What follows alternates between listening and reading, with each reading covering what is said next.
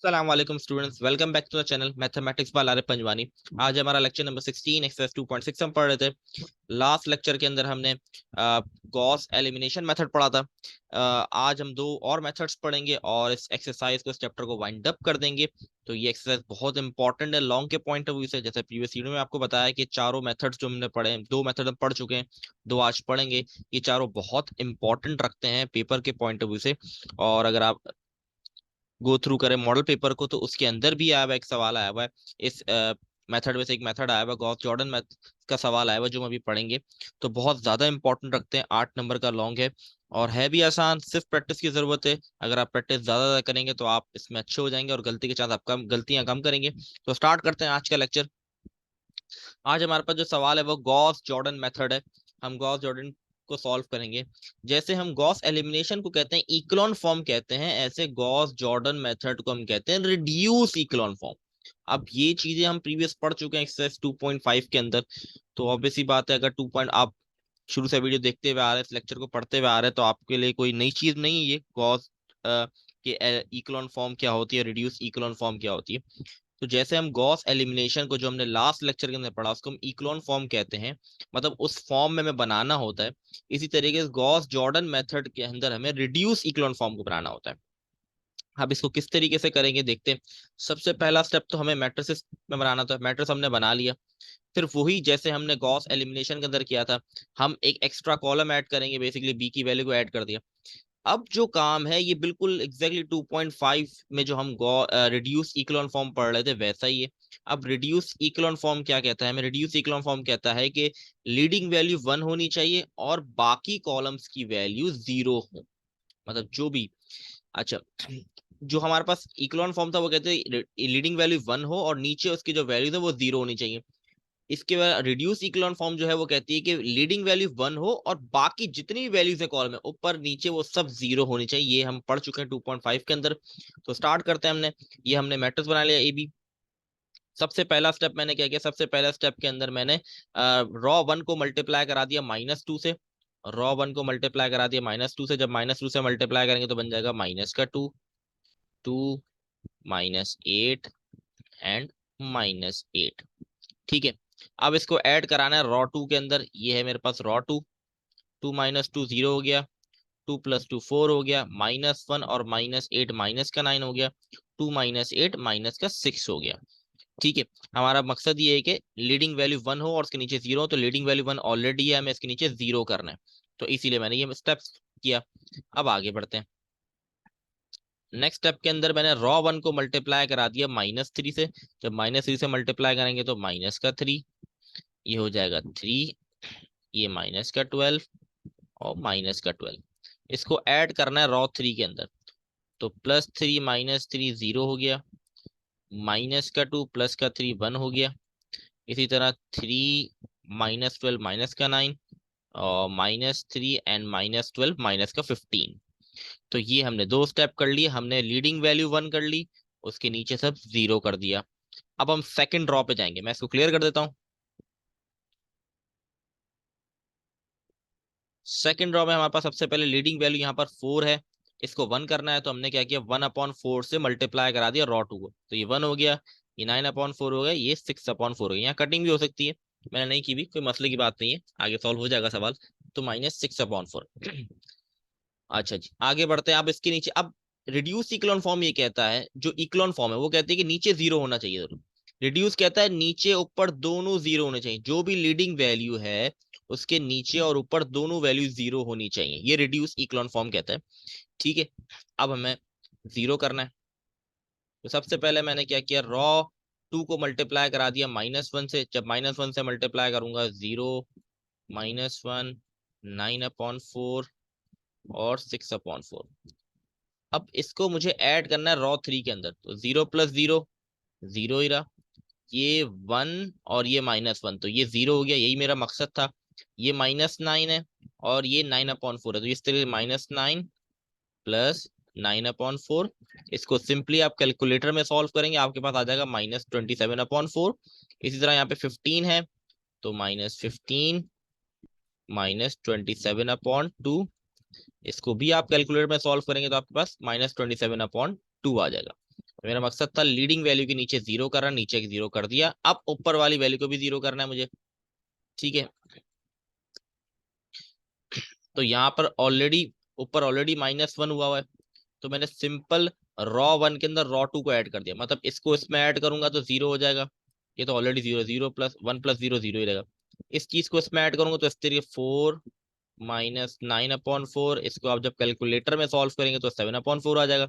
इसी तरह ये चीज यहाँ पर, सॉरी ये वाली चीज यहाँ पर ऐड हो जाएगी, तो 4 -6/4, इसको भी कैलकुलेटर में सॉल्व करेंगे तो आ जाएगा 5/2। तो ये रिड्यूस इक्लोन फॉर्म ये कहती है लीडिंग वैल्यू की बाकी वैल्यू जीरो हो, लीडिंग वैल्यू की ऊपर नीचे जो भी वैल्यूज है कॉलम है वो जीरो हो, तो ऊपर भी जीरो कर दिया, नीचे भी जीरो कर दिया। मतलब आपने फर्स्ट रॉ और सेकंड रॉ तो सॉल्व कर दी। अब थर्ड रॉ पे हमारे पास लीडिंग वैल्यू ये है, इसको मुझे 1 करना है सबसे पहले तो मैंने मल्टीप्लाई करा दिया इसके रेसिप्रोकल से, -27/4 था, तो मैंने -4/27 से मल्टीप्लाई करा, ये हो गया हमारे पास 1। और जब ये -27/2, ये -27/2 था, ये भी इससे मल्टीप्लाई होगा, मल्टीप्लाई करा दिया -4/27 से, तो इसको कैलकुलेटर में यहाँ यहाँ यहाँ से ये कट जाएगा, माइनस से माइनस भी हो जाएगा प्लस, तो यहाँ आ जाएगा मेरे पास 2, 2 × 1 = 2, 2 था, तो इस तरीके से यहाँ पर 2 आया। 1 कर दिया, अब 1 के ऊपर वाली वैल्यूज मुझे जीरो करनी है क्योंकि ये रिड्यूस इक्लोन फॉर्म है, उसकी जो भी लीडिंग वैल्यू होगी उसके ऊपर नीचे जितनी वैल्यूज होंगी उसको जीरो करना जरूरी है, तो इसका मतलब ऊपर वाली वैल्यूज को मुझे जीरो करना है। तो यहाँ 1 है तो मैं इसको मल्टीप्लाई करा दूंगा 9/4 से और ऊपर ऐड करवा दूंगा, क्योंकि ऊपर माइनस का 9/4 है इसलिए प्लस का 9/4 से मैं मल्टीप्लाई कराऊंगा इस रॉ को और ऊपर ऐड कराऊंगा, तो ये तो हो जाएगा 0। इसी तरह जब 2 मल्टीप्लाई होगा 9/4 तो 18/4, ऊपर जाके ऐड हो जाएगा तो ये बन गया मेरे पास 3। ये आप कैलकुलेटर में कर सकते हैं, इससे -6/4 ऊपर ऐड होके, मैं इसको यहाँ -6/4 ऊपर ऐड हो जाएगा प्लस 18/4, तो इसको सॉल्व करेंगे तो हमारे पास आ गया 3। ठीक है, फिर हमें किसको जीरो करना है, 4/7 को, तो इसीलिए हम इसको क्या करेंगे, -7/4 से मल्टीप्लाई कराएंगे रॉ 3 को और ऊपर ऐड कर देंगे, तो ये तो हो जाएगा 0।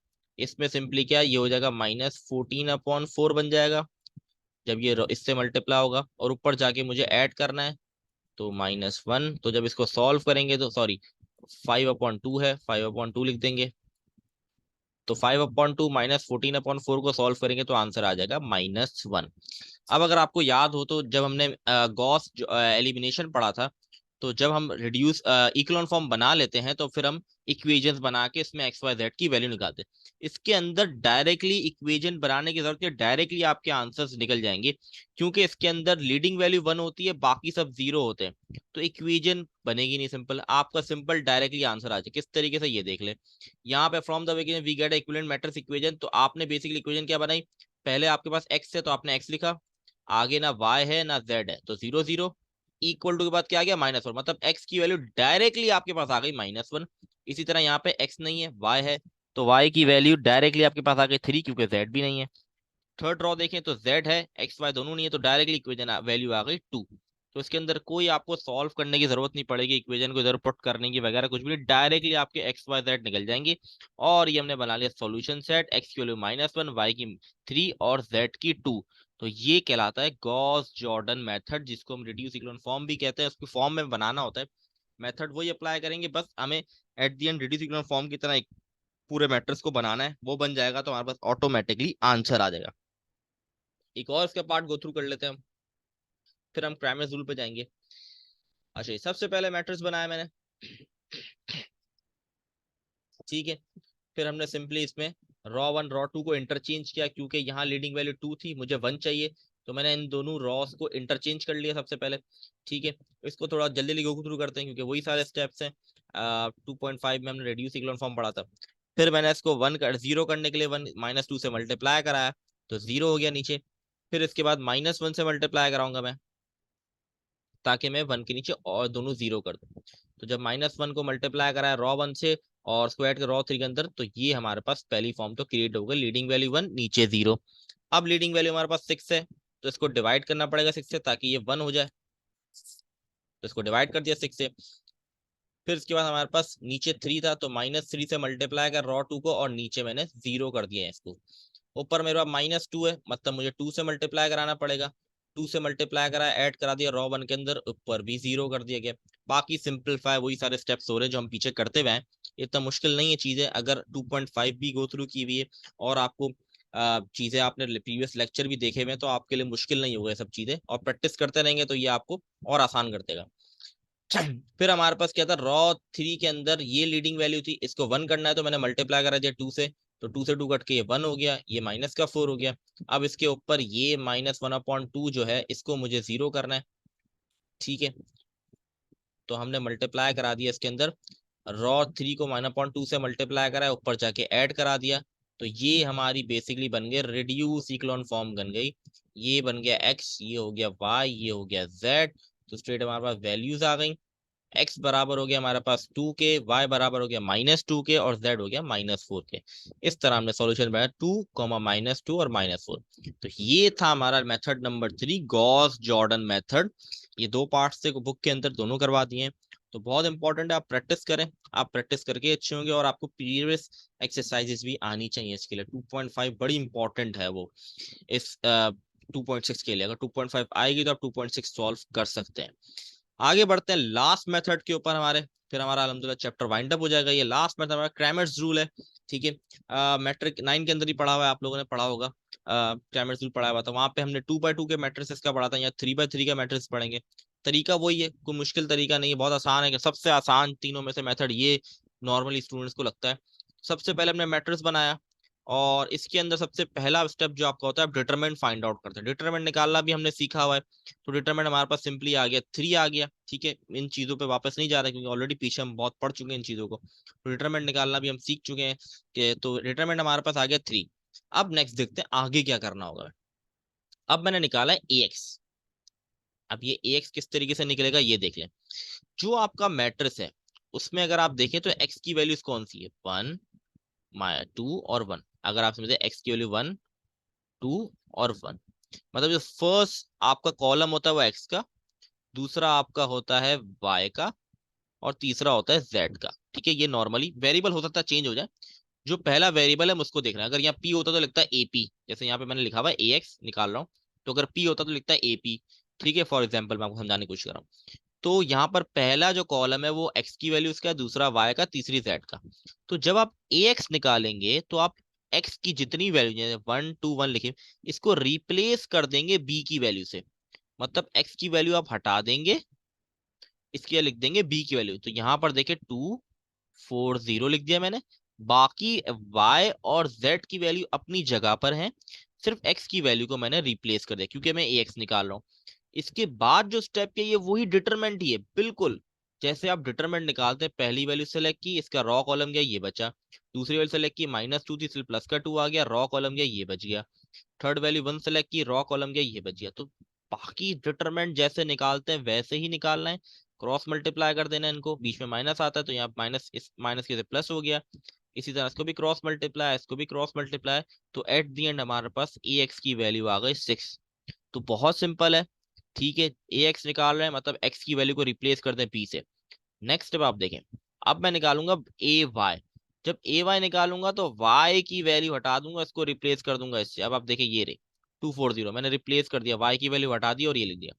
वही डिटरमिनेंट जैसे निकालते वैसे ही मैंने डिटरमिनेंट फाइंड आउट किया ए वाई का, तो मेरे पास आ गया -6। बहुत सिंपल क्वेश्चन है। फिर हम निकालेंगे ए जेड। ए जेड के लिए हम जेड की वैल्यू को हटा देंगे, इसके लिए लिख देंगे 240, ठीक है। फिर वही डिटरमिनेंट वाला स्टेप सारे किए और हमारे पास ए वाई आ गया -12। तो बेसिकली हमारे पास ए एक्स ए वाई ए जेड तो आ गया। ये ए वाई नहीं ए जेड है, यहाँ ए वाई गलत दिखा हुआ, ये ए जेड है, ठीक है।